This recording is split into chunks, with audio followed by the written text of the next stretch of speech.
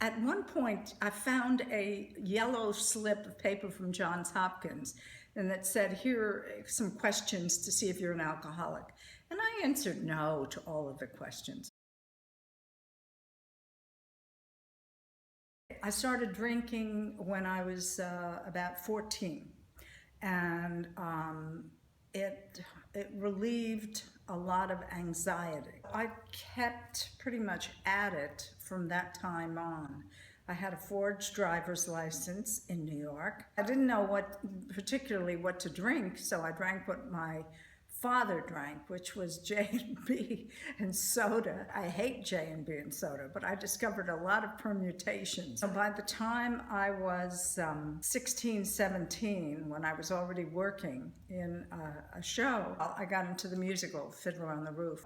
I was also drinking every night. I remember being high once because I had some wine in between the matinee and the evening performance and thinking, oh, this is not a good idea. Thank God I didn't do that again. I gave myself my first drink. It was a bottle of cherry herring that I found in my parents' cabinet. I just knew that my mother was always nicer after she had a martini. And I always knew my mother laughed a lot more. So that always struck me as a good thing.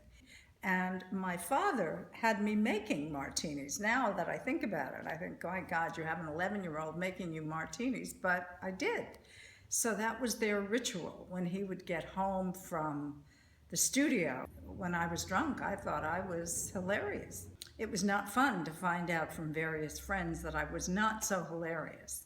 I needed 2 bottles of wine to go to sleep, and the one didn't work, so 2 was just fine, or a 6-pack of beer, anything. But I needed that to go to sleep, I thought. And the guy I was seeing at that time said to me that I was an alcoholic, and I said, yeah, sure.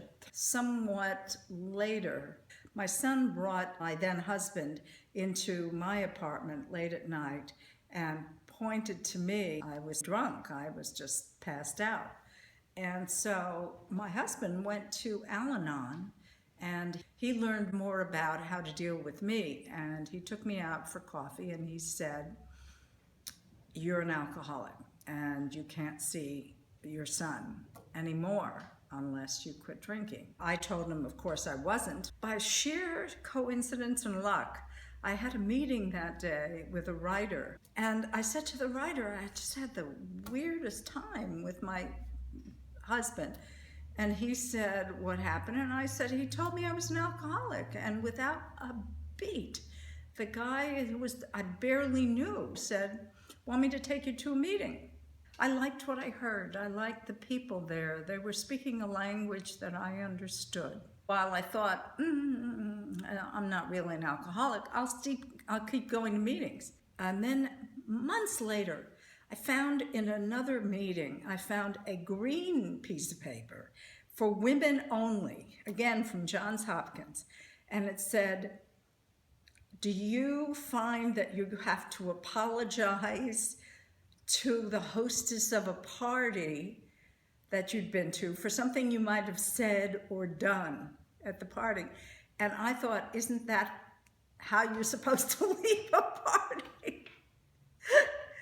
Having insulted someone or done something really extremely embarrassing. Well, of course, once I looked at that slip, then I found all kinds of things that I had also done. Do you crave a drink at a specific hour? Absolutely.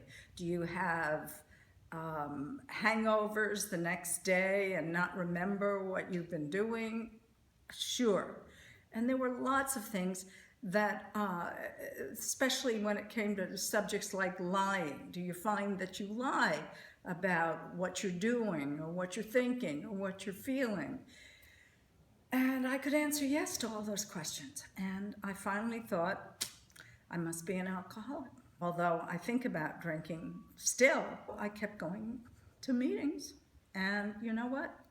That saying, one day at a time, keeps piling up. And fortunately, the program is a 12-step program of rigorous honesty. That, I think, is the most important staple of this. And the other part of it is to remember that alcoholism is an ism.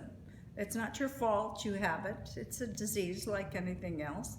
But it's an ism that makes you think you're at the center of the universe. You have to remember, the less you start to think about the little things that might cause you to drink. You could wake up in the morning feeling like crap, and only a drink would help. How many of us have felt like that? I feel like that, but I don't take a drink, and that's the big deal.